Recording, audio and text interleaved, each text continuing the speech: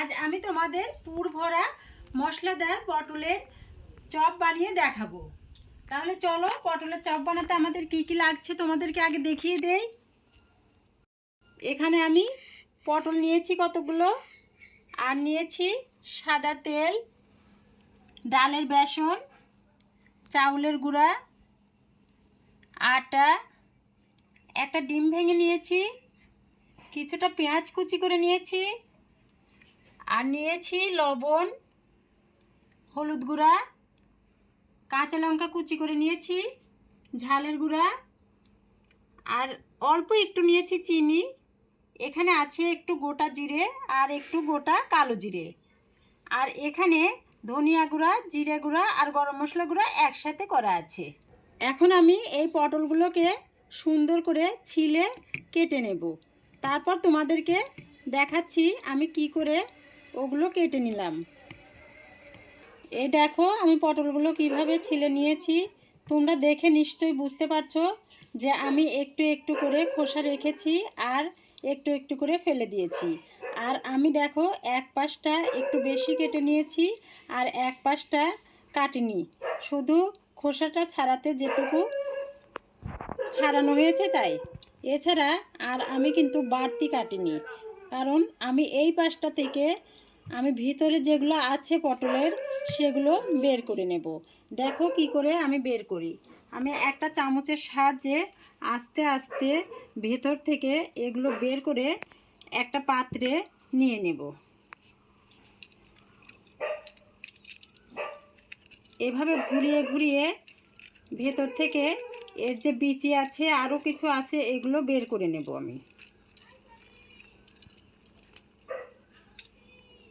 এই দেখো কি সুন্দর করে এগুলো বের হচ্ছে। এভাবেই ঘুরিয়ে ঘুরিয়ে প্রত্যেকটা পটল থেকে আমি ভেতরের জিনিসগুলো বের করে নেব।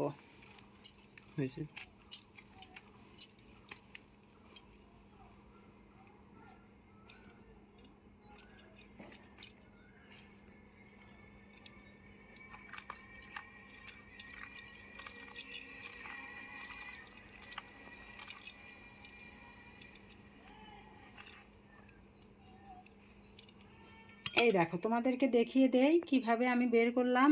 এর ভেতরটা কিন্তু একেবারে ফাঁকা, কিচ্ছু নেই। আর এই পাশটা কিন্তু খুলবে না, এই পাশটাও সুন্দরভাবে লাগানো আছে। শুধু এই এক পাশটাই আমি কেটেছিলাম বেশি করে, সেই পাশটা থেকেই আমি সম্পূর্ণটুকু বের করে নিয়েছি। এভাবে আমি প্রত্যেকটা পটল থেকেই বের করে নেব সব কিছুর ভেতরে যা যা আছে। এই দেখো বন্ধুরা আমি এক এক করে সবগুলো পটলের ভিতর থেকে পটলের যে বীজ ছিল আর সাথে যে পটলের ভিতরে যে পটলগুলো ছিল সেগুলো আমি বের করে নিয়েছি।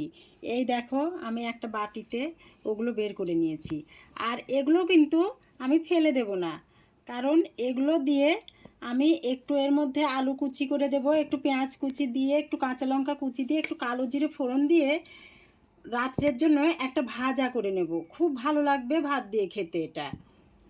আর এখন এই পটলের জন্য আমি পুরটা বানাতে যাচ্ছি। এর জন্য আমি একটা কড়াইতে কিছুটা তেল বসিয়ে দিয়েছি।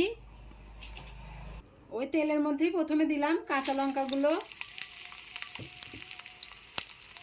তারপর যে পেঁয়াজগুলো কেটে রেখেছিলাম সেগুলো দিয়ে দিলাম। দিলাম একটু স্বাদ মতো লবণ, একটু হলুদ গুঁড়ো, একটু মশলা গুঁড়ো। এরপর আমি একটু নাড়াচাড়া করে ভাজা ভাজা করে নেব।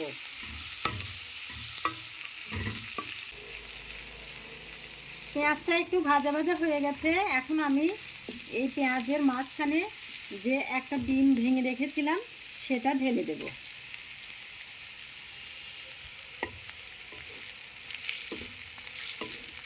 দিয়ে এর সঙ্গে ডিমটা নেড়ে চেড়ে মিশিয়ে নেব। তারপর আবারও একটু ভাজা ভাজা করে নেব। এই দেখো বন্ধুরা আমার পটলের ভেতরকার পুরটা রেডি হয়ে গেছে। আমি এখন এই পুরটা একটা বাটিতে তুলে নেব।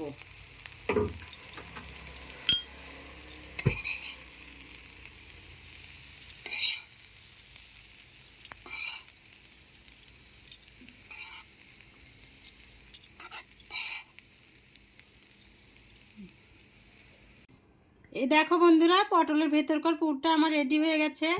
এখন আমি একটা একটা করে পটল নিয়ে হাতের সাহায্যে এই পুরগুলো পটলের মধ্যে একটু একটু করে ভরে দেব। এই দেখো কেমন করে আমি ভরি।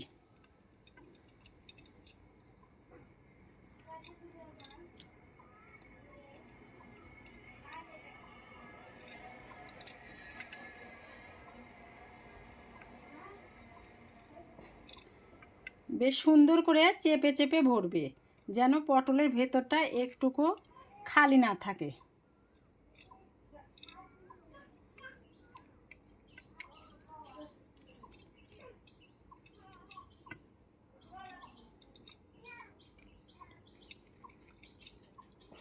এই দেখো যতটা পুর ভেতরটাই গেল আমি ততটাই দিলাম।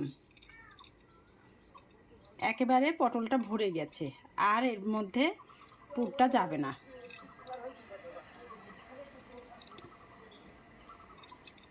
এরকম করেই আমি একটা একটা করে সবগুলো পটলের মধ্যে পুর দিয়ে ভরে নেব। এই দেখো বন্ধুরা, সবগুলো পটলের মধ্যে আমি পুরগুলো ভরে নিয়েছি। সবগুলো একই রকমভাবে পুরগুলো ভরে নিয়েছি।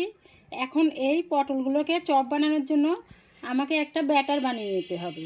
আর এই ব্যাটারের জন্য আমাদের প্রথমে একটা বোল লাগবে।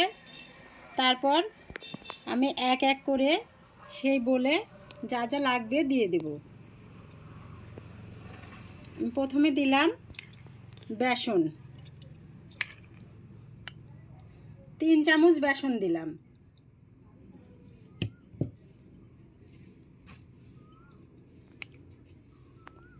সাথে দিলাম 1 চামচ আর হাফ চামচ চাউলের গুঁড়া। আর দিলাম 1 চামচ আর হাফ চামচ আটা। একটু হলুদের গুঁড়া দিলাম, স্বাদ মতো একটু লবণ দিলাম, দিলাম একটু মশলা গুঁড়া। এই মশলাতে জিরা, ধনিয়া গুঁড়া আর গরম মশলা গুঁড়া 3টাই আছে। তারপর দিয়ে দিচ্ছি কালো জিরা আর একটু গোটা সাদা জিরা, দিলাম একটু লাল মরিচের গুঁড়া। আর এই চপের স্বাদটাকে ব্যালেন্স করার জন্য একটু চিনি দিয়ে দিলাম। প্রথমে আমি শুকনো উপকরণগুলো একটু নেড়ে চেড়ে মিশিয়ে নেব।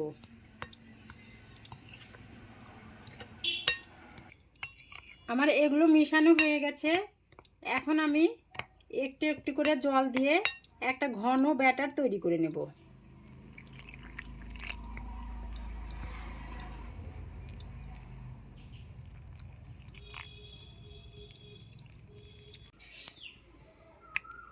দেখো বন্ধুরা, আমার ব্যাটারটা গুলানো হয়ে গেছে। এই রকম ঘনত্ব রেখেছি, এভাবে রাখতে হবে। এখন আমি এর মধ্যে এক এক করে পুর ভরা পটলগুলো দিয়ে কড়াইতে আগে থেকে তেল বসিয়ে দিয়েছি। সেই তেলের মধ্যে পটলগুলো দিয়ে ভেজে নেব। এই দেখো কিভাবে দেই পটলগুলো আমি।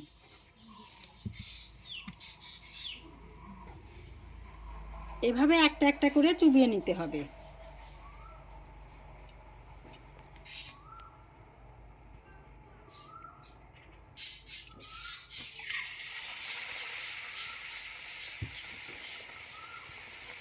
এখন করে ভেজে নেব। এই দেখো এভাবে একটা একটা করে দিয়ে উল্টে পাল্টে আমি বেশ সুন্দর করে একটু লাল লাল করে ভেজে তুলে নেব। এই দেখো বন্ধুরা, আমার সবগুলো পটলের চপ ভাজা হয়ে গেছে। আর দেখেই বুঝতে পারছো যে কি সুন্দর হয়েছে পটলের চপগুলো। তোমাদের তো আর খাওয়াতে পারছি না বন্ধুরা, তোমরা অনেক দূরে থাকো। আমরা তো খেয়ে দেখবো যে ভেতরটা কেমন হয়েছে। নিশ্চয়ই ভালো হয়েছে।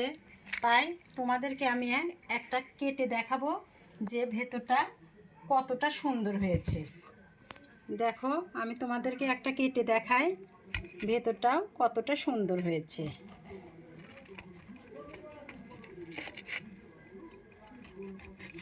কারণ তাছাড়া তোমরা ভাববে যে এই পটলের ভেতরটা কেমন হয়েছে আমরা সেটা বুঝতে পারলাম না। এই দেখো বন্ধুরা, কি সুন্দর হয়েছে, পুর ভরা পটল, ভেতরে পুরোটাই পুর ভরা, আর উপরে তো দেখতেই পাচ্ছ কি সুন্দর করে ভেজে নেওয়া হয়েছে, খেতেও খুব সুন্দর লাগবে।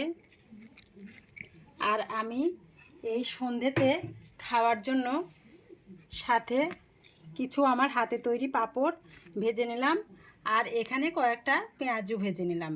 তোমরা যদি এরকম পেঁয়াজুর রেসিপি দেখতে চাও তাহলে আমাকে কমেন্ট করে জানিও, আমি বানিয়ে দেখাবো তোমাদেরকে। তাহলে বন্ধুরা, আমার রেসিপিগুলো যদি ভালো লাগে তাহলে আমার ইউটিউব চ্যানেলে একটা সাবস্ক্রাইব করে রাখবে, আর যদি তোমরা পেজ থেকে দেখে থাকো তাহলে পেজটিকে একটা ফলো দিয়ে রাখবে।